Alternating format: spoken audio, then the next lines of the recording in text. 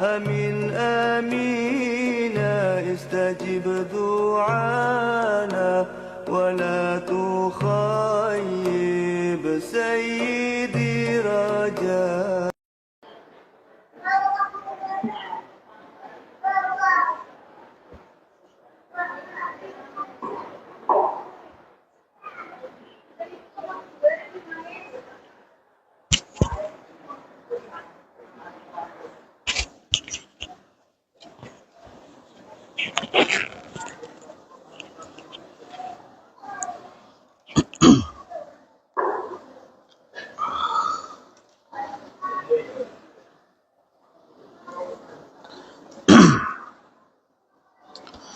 Assalamualaikum warahmatullahi wabarakatuh.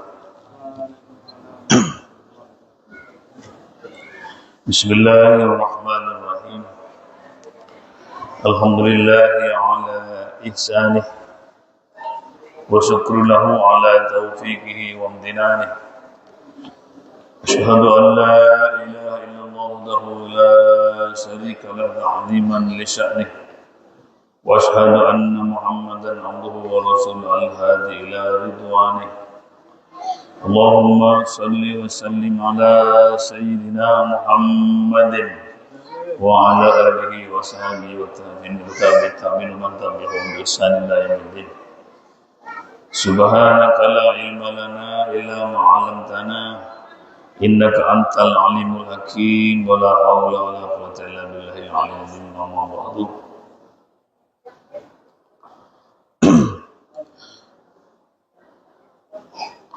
Hadratul Muhtaramin, para alim, para ulama, para asatidz sesepuh dan penyesepuh, jajaran pengurus takmir masjid Suranapel, Surabaya, nanti mustami'in wal mustami'an yang dimuliakan oleh Allah Subhanahu wa taala. Sebagai pembukaan, mari kita buka dengan pembacaan suratul Fatihah dengan harapan mudah-mudahan pahalanya disampaikan pada Rasulullah Muhammad sallallahu alaihi wasallam wa alihi wa sahbihi wa azwajihi wa dzurriyyatihi. Mana khususan ila ruhi sayyidina wa sanadina wa umdatina wa umdadina dunya wa ukhra Sayyid Syekh Ahmad bin Muhammad wa azwajihi wa dzurriyyatihi. Mudah-mudahan juga dihadiahkan kepada rahmatullah subhanahu wa ta'ala.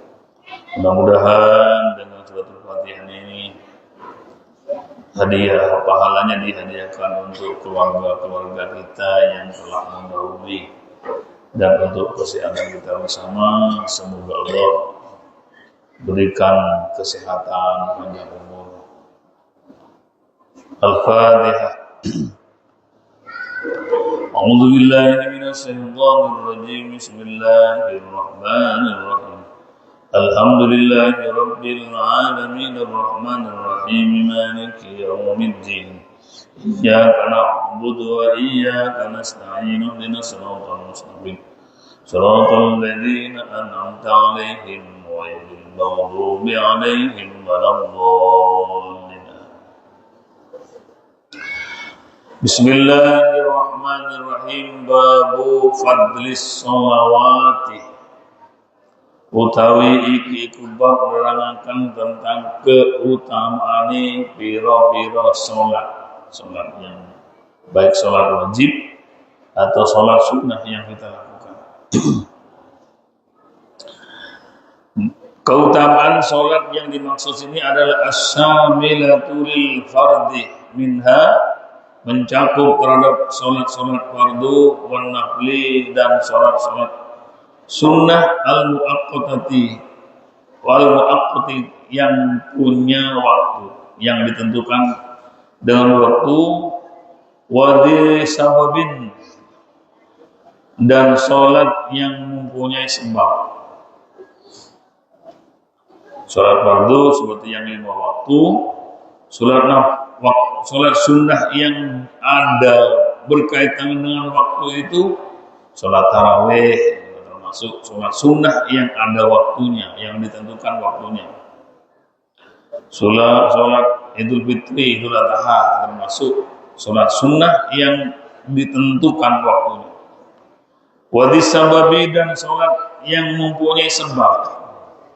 Seperti sholat gerhana. Gerhana ini tidak bisa hari kapan, tanggal berapa. Tapi ketika ada pengumuman dari astronomi lah katakan dari ahli falak, maka kita melakukan sholat sunnah yang mempunyai sebab. Wal mutlaqi dan sholat sunnah mutlak. Al muaqqadi yang dikokohkan, wa ghairihi dan lain sebagainya.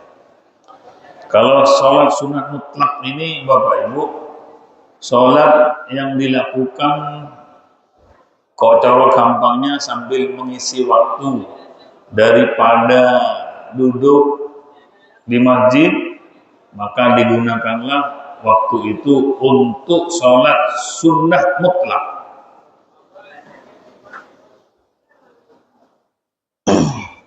Sholat sunnah mutlak ini misalkan kita ada di dalam masjid atau Masjidil Haram, Masjid Nabawi katakan, daripada duduk tidak ada aktivitas, maka mending sholat sunnah saja.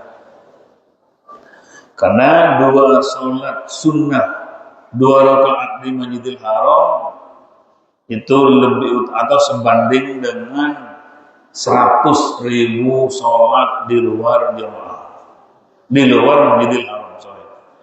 Jadi sholat di luar Masjidil Haram sebanyak 100.000, maka hanya sebanding dengan 2 rakaat di Masjidil Haram. Walaupun hanya sholat sunnah mutlak. Maka niatnya bagaimana? Usolli sunatan lillahi ta'ala. Ya gitu, tidak ada. Usolli sunatan lillahi ta'ala. Jadi kita bisa sholat sebanyak-banyaknya untuk mendapatkan 100.000 itu setiap 2 rakaat.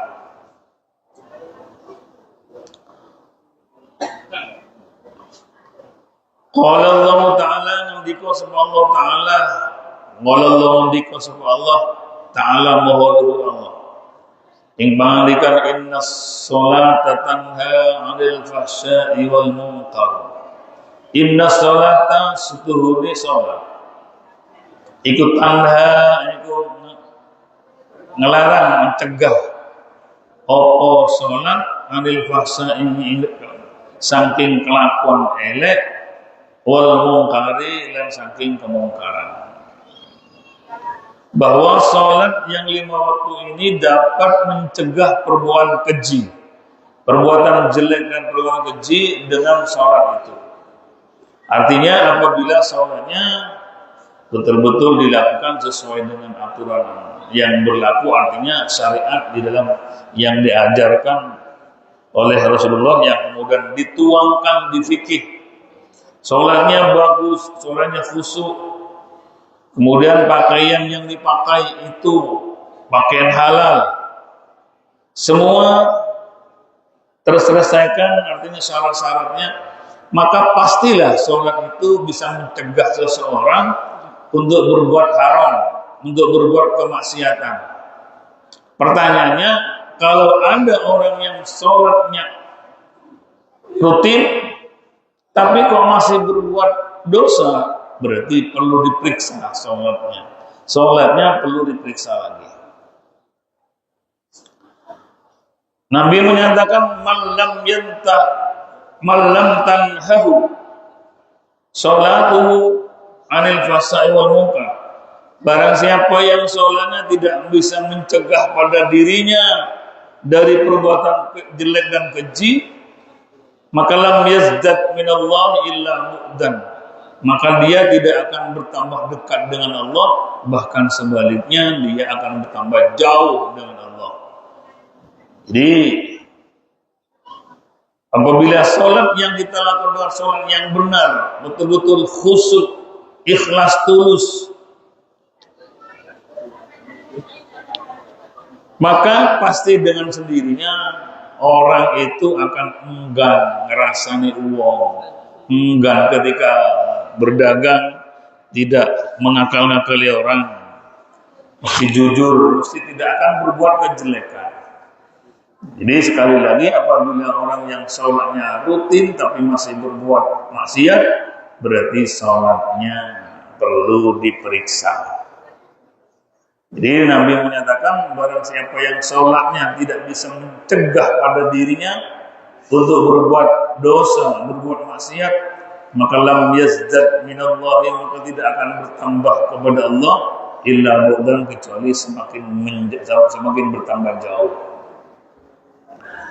Artinya berarti sholatnya tidak ada guna. Enggak begitu, tetap ada guna. Sholat itu tetap dilakukan, yang pertama paling tidak untuk menggugurkan kewajiban. Nomor selanjutnya, umpama sholatnya tidak diterima atau ada risiko seperti ini tadi, maka itu adalah urusan Allah. Yang penting urusan kita selesaikan dulu. Tunaikan sholat itu dengan yang sebenarnya. Masalah nanti itu ditolak atau bagaimana, itu urusan Allah. Yang jelas kita harus melakukan sesuai dengan pengetahuan kita, bahwa sholat dilakukan harus dengan khusyuk dan sebagainya, sehingga dengan sendirinya orang yang sholatnya benar dan betul-betul benar, maka dengan sendirinya sholat itu akan berfungsi tanha nafasnya. Bapak Ibu yang dimuliakan oleh Allah Subhanahu wa taala,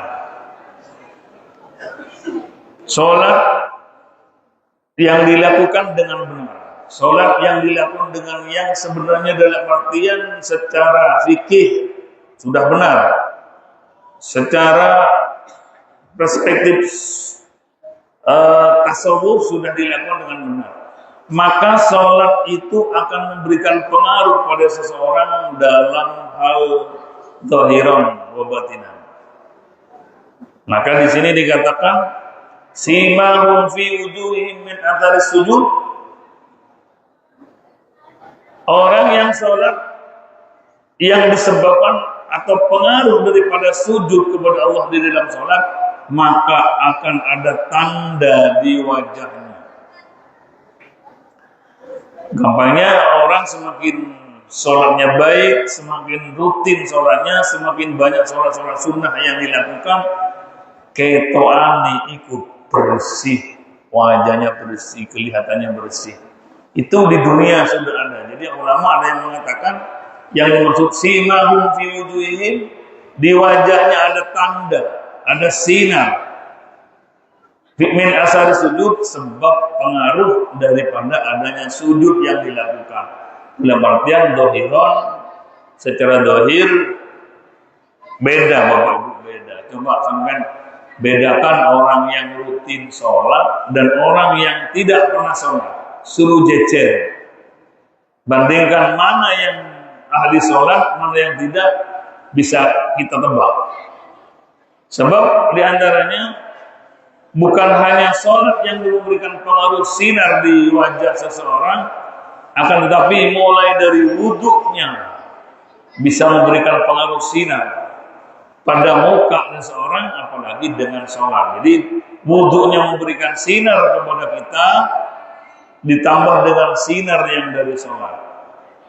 Jadi ada yang mengatakan ada bekas di wajah seseorang di dunia, tapi yang banyak ulama berpendapat bahwa orang nanti di hari kiamat akan bersinar mukanya.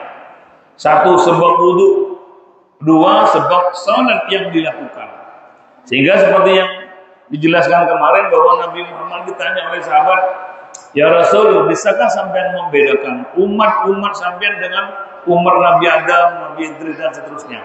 Ketika berkumpul di padang mahsyar, bisakah panjenengan membedakan? Kata Nabi, bisa. Caranya gimana? Kalau nanti wajahnya bersinar, itu adalah umatku sebab wudu. Adalah umat saya nanti bisa beda dengan yang lain wajahnya bersinar sebab sholat yang dilakukan. Mbah mana yang nggak sholat, nggak wudu, mungkin juga gelap. nggak bisa dibedakan oleh Rasulullah. Tapi jelas Rasulullah mengetahui. Jadi pertanyaan dari sahabat itu, beliau Rasulullah menjawab bahwa umatku nanti wajahnya berkilau dilihat dari jauhan, wajah-wajahnya bersinar dan anggota wudhunya juga bersinar. Sehingga mereka umat Nabi Muhammad bisa beda dan bisa dibedakan dengan umat yang lain. Artinya dengan sinar di muka sebab wudhu dan sebab sholat akan dapat membedakan terhadap umat Nabi Muhammad dari Nabi kepada umat-umat yang lain. Wajahnya bersinar. Semoga kita dan keluarga kita dengan wudhu, dengan sholat bisa beda dari umat-umat yang lain. Amin Allahumma amin. Bahwa di sini simahum fi wuduhihim min asir sujud. Jadi kalau memang dilihat Bapak Ibu, gampangnya ini orang itu kok kayak bersih mohon maaf. Padahal orangnya bukan orang yang kuning kulitnya, tidak ada, anggaplah orang yang hitam kulitnya, tapi ahli sholat, wajahnya pasti beda, bersih. Apalagi sholatnya benar, mengikuti aturan yang sebenarnya, maka ada sikap yang lebih lemah lembut kembali bagi orang yang melaksanakan sholat. Tidak mungkin kasar, pikirannya tidak mungkin kasar, tidak mungkin kaku untuk menghadapi masyarakat yang lain, karena pengaruh dari sholat itu sendiri adalah tanha 'anil fahsya'i wal munkar. Semoga kita bisa mendapatkan pengaruhnya dari sholat itu. Bapak Ibu yang dimuliakan oleh Allah Subhanahu wa taala.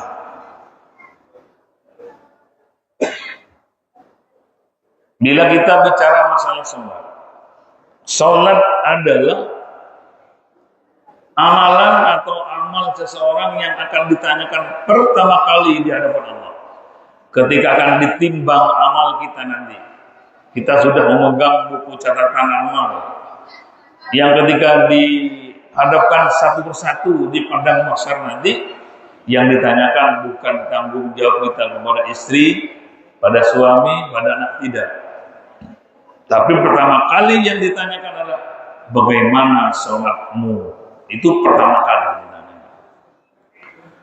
Kalau ternyata sholat yang ditanyakan itu kita bisa menjawab sempurna, artinya sholatnya tertunaikan pada masa hidup, tidak punya hutang sholat, walaupun punya hutang sholat diqodoi, maka sholatnya dianggap sempurna. Wa in sholuhat, apabila sholatnya sempurna, baik, maka sholuhat sa'ir amalihi, maka amal-amal yang lain dianggap baik. Wa in ruddat sa'ir amalihi, dan apabila sholatnya ditolak oleh Allah, maka ditolak pula lah ibadah-ibadah yang lain. Sedekah 10 juta nang masjid, peduli fakir miskin, semua amal yang pernah dilakukan, tapi apabila sholatnya tidak dilakukan, maka dianggap cuma-cuma oleh Allah, tidak ada. Maka hadis yang lain, man laqiyallaha wa huwa mudayyi'un lis-shalah, lam ya'ba illahu bi syai'in min hasanatihi. Orang yang nanti di hari kiamat bertemu dengan Allah, akan tetapi sholatnya tersia-siakan dalam artian tidak melakukan sholat, lam ya'ba, maka Allah tidak akan peduli, tidak menghiraukan min hasanatihi, kebaikan-kebaikan yang lain tidak dihiraukan oleh Allah. Gak dianggap. Nolong pada ibu kita, nolong kepada bapak kita, pada anak kita, semua amal-amal yang dilakukan akan ditolak gara-gara sholatnya tidak dilakukan. Yes, banyak orang yang seperti itu, tapi ya, kita hanya tetap berdoa mudah-mudahan kita dan keluarga kita termasuk ahli sholat, sehingga sekecil apapun ibadah yang kita lakukan bisa dianggap oleh Pangeran. Tapi apabila sholatnya tidak dilakukan, artinya masa hidupnya dia mudayyi'un lis-sholat, menyia-nyiakan sholat, maka ibadah yang lain, ibadah hajinya pin 10 umpamanya, sedekahnya setiap hari 10 juta umpama, menyumbang ke pembangunan jalan umum sekian juta. Tapi wong kak sembahyang, berarti semua amal yang dilakukan itu lam yakba, Allah tidak menghiraukan terhadap ibadah-ibadah itu. Salat adalah berupa barometer daripada ibadah-ibadah yang lain. Dan pertama kali amal yang dilakukan dan yang ditanyakan oleh Allah di padang mahsyar nanti adalah bagaimana salat kita. Artinya sepayah apapun, sesibuk apapun, sepenting apapun jabatan kita, harus peduli akan sholat, harus menyisihkan waktu untuk sholat, dan harus dinomorsatukan. Alhamdulillah kita termasuk orang yang insya Allah yang hadir ini adalah orang yang lengkap sholatnya, sehingga nanti walaupun hanya membuang kerikil pinggir jalan, khawatir anak iwang tipe, akan dianggap oleh Allah.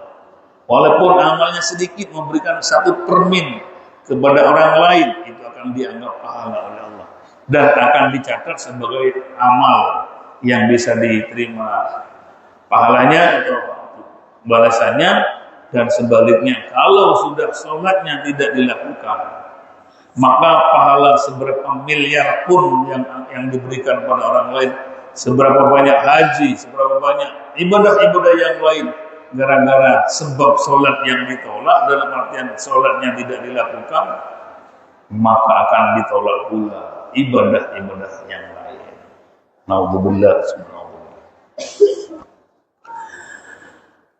Seperti disampaikan kemarin, bahwa Rasulullah itu selalu mencarikan cara agar supaya umatnya bisa terhapus dosanya dan agar supaya pahalanya banyak. Itu sa'nur rasuli al-hirsu ala ma yanfa'u ummatahu. Maka Nabi Muhammad itu punya kebiasaan dan kesehariannya dan selalu berharap dan berharap. Sangat ingin sekali umatnya bisa mendapat pahala yang besar dan bisa terampuni dosanya. Sangat beruntung dan sangat beruntung. Kita punya atau dilahirkan sebagai umat Nabi Muhammad, itu adalah rahmat yang tidak ada taranya, tidak ada bandingannya. Buat satu hal yang sangat besar sekali, kita dijadikan sebagai umat atau dilahirkan sebagai umat Nabi Muhammad SAW. Ada pembela di hadapan Allah. Bahwanya seorang banyak dosanya, sholatnya lengkap, tapi dia masih ada dosa yang lain. Dia pandai membaca sholawat setiap hari, membuktikan kecintaannya kepada Rasulullah, maka Rasulullah akan tampil sebagai penolong, sebagai pemberi syafaat di hadapan Allah Subhanahu wa taala, walaupun dosanya besar. Diakui oleh Nabi, syafaati li ahlil kabairi min ummati, syafaatku akan aku berikan kepada orang yang banyak dosanya, tapi min ummati, umatku. Banyak hadis-hadis yang menerangkan tentang keutamaan dari umat Nabi Muhammad SAW.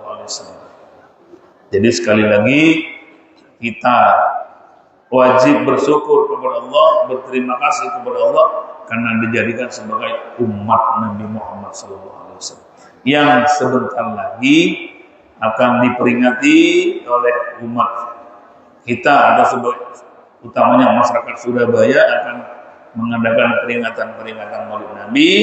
Monggo sareng-sareng diniati dengan baik, bukan untuk angga-anggaan, bukan untuk mewah-mewahan, tapi niatilah peringatan Maulid Nabi yang akan kita lakukan ini karena sebagai bukti kecintaan kita kepada Nabi, bangga akan dijadikan kita sebagai umat Nabi Muhammad dengan memperbanyak membaca sholawat, sehingga mengundang tetangga untuk membaca sholawat bersama sekaligus bersedekah pada orang yang diundang. Tujuannya adalah sebagai bukti mahabbah kita pada Rasulullah Muhammad SAW yang semoga dengan mahabbah pada Rasul, termasuk hadis Nabi, innama yuksarul mar'u ma'aman ahabba. Manusia nanti Bapak Ibu akan dikumpulkan bersama orang-orang yang kita cintai. Kalau kita cinta kepada Nabi, insya Allah di hari kiamat dibangkitkan di alam kubur dan dikumpulkan bersama dengan Rasulullah Muhammad SAW sebagai idola kita. Amin Allahumma. Masuk ke hadis yang pertama, Nabi Hurairah diriwayatkan saking Abu Hurairah radhiyallahu anhu. Mungkin ridha Rasulullah saking Abi Hurairah qala ngandika sama Abu Hurairah. Sami'tu taum ngrungokno sapa ingsun. Rasulullah saya pernah mendengar Rasulullah yaqulu alaihi dawuh sapa Rasul, ara'aitum law anna nahran bi babi ahadikum yaghtasilu minhu kulla yawm. Ara'aitum ono to ningali ngawruhi sapa sira kabeh. Law anna nahran kok lamun seduhune bengawan atau sungai bi babi ahadikum ono ing ngarepe omahe sira kabeh. Andai kata sungai ada di depan rumah kita dengan air yang melimpah, yaghtasilu atus sapa hadikum minhu saking nahar kulla yaumin sependino khamsa marrat sebanyak 5 kali. Salat oleh Nabi diibaratkan dengan sungai yang begitu melimpah airnya, yang lewat di depan pintu kita, di rumah kita ada sungai yang airnya melimpah, bening. Kemudian kita mandi di sungai itu. Hal yabqa min darani syai', hal yabqa tetap sisa min darani saking regete, dolote. Ahad syai'un wa wiji. Jadi begini, Nabi mengumpamakan di depan rumah kita ini ada, andai kata ada sungai. Kalau kita dekat dengan sungai itu, apakah kita mandi sebanyak 5 kali? Kalau sudah mandi 5 kali, masih adakah sisa kotoran yang ada di tubuh? Kata Nabi. Dijawab oleh sahabat, la yabqa, tidak ada sisanya ya Rasulullah. Jadi salat dianggap gambarannya adalah sungai. Salat adalah sebagai pelebur dosa. Kalau sudah sholat sebagai pelebur dosa, kemudian kita sholat sebanyak 5 kali, berarti dosa kita dileburkan dengan sholat sebanyak 5 kali sehari semalam. Nabi menyatakan hal yabqa min darani syai', apakah kalau sudah mandi 5 kali sehari semalam masih tersisakah kotoran di tubuh atau dosa di dalam jiwa? Maka qaulu sahabat menjawab, la yabqa min darani syai', ya tidak ada ya Rasul, kotoran-kotorannya kalau sudah mandi 5 kali sehari semalam, kotorannya pasti habis. Sedangkan kita kebiasaan mandi 3 kali atau paling sedikit 3 kali. Ini diibaratkan orang yang mandi 5 kali sehari semalam, masihkah ada kotoran di tubuhnya? Dijawab oleh sahabat, qalu la yabqa min darani syai', tidak akan tersisa kotoran ya Rasulullah. Artinya bahwa bahwa sholat yang 5 waktu itu dapat melebur dosa yang ada pada kita. Maka dianggap bagaikan mandi sebanyak 5 kali sehari semalam, di depan rumah kita ada sungai, maka insya Allah kotorannya tidak akan tersisa. Kalau orang yang tidak sholat, maka ibaratnya adalah orang yang tidak pernah mandi. Sehari semalam tidak mandi 24 jam, 1 bulan tidak mandi, 1 tahun tidak mandi, maka kotoran di tubuhnya ya pasti semakin tebal, semakin tebal. Begitu juga orang yang tidak sholat, maka kotoran di dalam hati, dosa di dalam jiwa ini tidak akan terhapuskan oleh amal-amal yang karena sholatnya tidak dilakukan, maka semakin tebal dan semakin tebal dosa-dosa yang ada pada kita. Seperti dijelaskan kemarin bahwa setiap dosa yang dilakukan oleh umat manusia, maka akan tertitik hitam di hati. Semakin banyak dosa yang dilakukan, semakin banyak titik-titik di hati. Sehari semalam berapa kali dosa yang dilakukan? 1 bulan, 1 tahun. Maka kalau tidak bertaubat, maka titik-titik itu semakin meluas dan bisa menutupi hitam, noktah hitam itu akan menutupi hati. Sehingga kalau sudah hati kita tertutup, maka tidak dihiraukan oleh Allah doanya. Maka Allah Subhanahu wa taala memberikan kepada mereka adalah orang-orang yang kotor badannya, maka tidak berkilau. Akan tapi suatu saat dia bertobat kepada Allah, maka hati setelah tobat diterima, maka hati itu yang semula gelap bisa menjadi cemerlang kembali sebab taubat itu, agar asalkan taubatnya diterima. Sebab syaratnya taubat ada 3. Artinya yang pertama kapok, tidak mengulang kembali. Yang kedua niat tidak melakukan kembali. Jadi itu namanya taubatan nasuha. Sehingga apabila bertaubat tidak kembali lagi atas perbuatan dosa itu, maka Allah menerima taubat itu. At-taibu minadz dzambi kaman la dzamba lahu, bahwa orang yang bertaubat dengan sebenar-benarnya maka tidak ada dosa pada dirinya asalkan jangan mengulang kembali. Qala maka dawuh sapa Nabi, fadzalika masalus salawatil khamsi. Demikian itulah sungai di depan rumah kita, kemudian kita mandi 5 kali.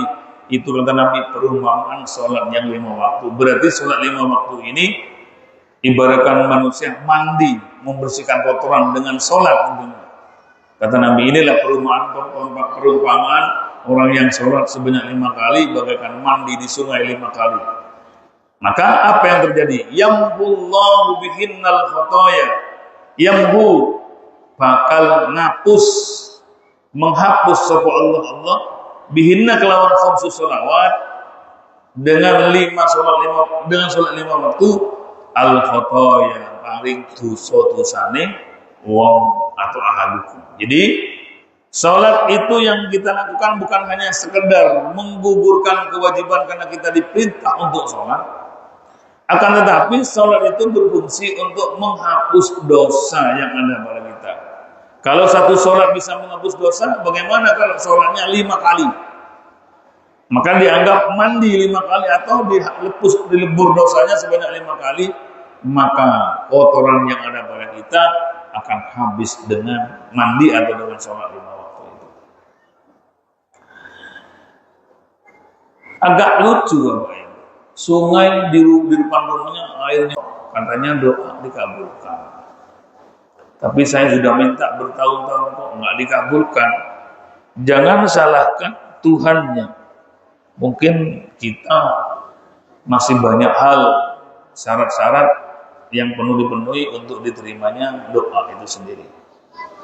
Kalau doa itu doa seseorang itu bersih betul, sholatnya lengkap, kemudian dia makanannya dijaga dari barang haram, minumannya, pakaiannya, tempat tinggalnya dijaga semua, barang halal semua, pasti doanya dikabulkan oleh Allah. Ibarat artinya syarat-syaratnya dilakukan semua, artinya sholatnya lengkap, puasanya lengkap, segala kewajibannya dilakukan, dan syarat-syarat sholat diterimanya sholat itu sudah dilakukan semua, pastilah dia akan gampang dikabulkan doanya.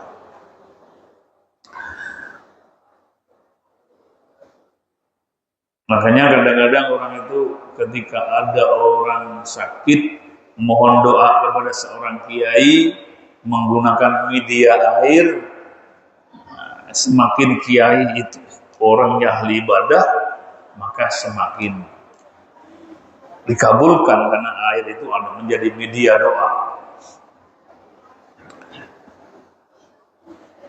Apalagi seperti yang disampaikan kemarin, kalau sampean berani keluarganya ada yang sakit, kemudian minta air barokah, air wudhu dari seorang kiai yang ahli ibadah, yai kalau minta air wudhu panjenengan, wah itu mujarab, mandi mujarab. Nah, al-wudu'u dawa'un min kulli da'in, bahwa air wudhu yang netes dari anggota wudhu kemudian diambil, itu bisa menjadi obat dari segala penyakit.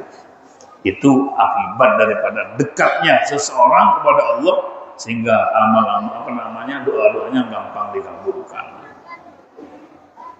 Sekali minta langsung. Orang-orang dahulu itu minta hujan walaupun kemarau yang begitu panasnya, begitu beliau, ya Allah hujan, ya Allah, langsung sedekat hujan. Itu orang biyen bosan niki. Tentunya tergantung terhadap amal kita. Kita tidak bisa meremehkan orang sekarang asalkan syarat-syarat ibadahnya sama dengan orang-orang terdahulu, insya Allah sama. Dulu Bismillahirrahmanirrahim mancing di laut bisa nyebrang ke Madura sana. Bismillahirrahmanirrahim stop. Sekarang coba Bismillahirrahmanirrahim jalan di laut pasti tenggelam. Kalau Syekhona Holil dengan Bismillahirrahmanirrahim lintas begitu saja. Kalau kita sekarang sebetulnya tidak ada bedanya, bahwa orang dahulu, orang sekarang, orangnya, manusianya tidak ada beda. Tapi cara mendekatkan diri kepada Allah jauh berbeda. Dulu tahun 60-an mencari orang bisa membaca kitab Fathul Mu'in itu sulit. Kadang-kadang cuman Sulam Taufik. Jarang ngaji kitab gede-gede itu. Tapi begitu Bismillahirrahmanirrahim di laut tidak tenggelam. Itu orang-orang dahulu. Karomah katanya, keramat katanya orang Madura jadi keramat. Kenapa? Ya hatinya betul-betul ibadah kepada Allah. Satu bukti bahwa sholat kita seperti dijelaskan kemarin, ketika Allahu Akbar mulut membaca doanya sholat, hati ngelencer.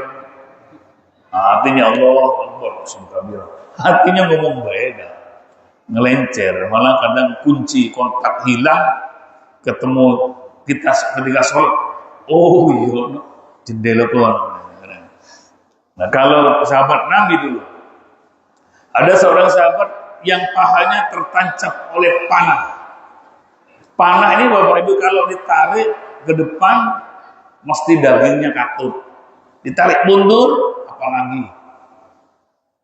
Dokter tidak secanggih sekarang. Ayo, kata sahabat yang lain dibantu mau dicabut. Si, aku tak sholat di sini. Nanti kalau sudah saya Allah Akbar, cabutlah panah itu. Allah nyambung terus. Sehingga panah yang dicabut itu tidak terasa. Karena waktu itu Allah Akbar hilang pikirannya hanya kepada Allah, menghadap kepada Allah. Andaikan dicabut saat melek ini, sadar dicabut mesti semaput dia. Tapi karena memang sholatnya betul-betul sholat sungguhan, panah yang tertancap di paha kemudian dicabut, itu tidak terasa. Itu orang biyen sahabat Nabi. Beda ibadahnya. Manusianya sama, tapi ibadahnya beda. Artinya karena betul-betul karena Allah Subhanahu wa taala. Satu lagi, wa an Jabir radhiyallahu anhu qala Rasulullah sallallahu alaihi wasallam masalus shalawatil khamsi, perumpamaan salat yang 5 waktu kama salinahrin padha dene sama dengan sungai jarin gomrin yang mengalir secara melimpah di depan rumah kita, di depan pintu rumah kita. Yaghtasilu minhu kulla yaumin, di mana orang muslim umat Nabi Muhammad mandi setiap hari sebanyak 5 kali. Yaghtasilu minhu, yang mana umat Nabi Muhammad mandi kulla yaumin setiap hari khamsa marratin sebanyak 5 kali. Jadi hadis yang kedua ini bahwa sholat itu termasuk yang Allahu bihinnal khataya, dapat menghapus dosa. Di samping tertunaikan perintah kewajiban yang diwajibkan oleh Allah, di samping itu juga sholat adalah sebagai penghapus dosa yang dilakukan. Dan Bapak Ibu yang diberkati oleh Allah Subhanahu wa taala, kita tidak cukup untuk sholat sendiri. Kita masih dituntut oleh Allah kalau anak kita tidak diajari tentang sholat.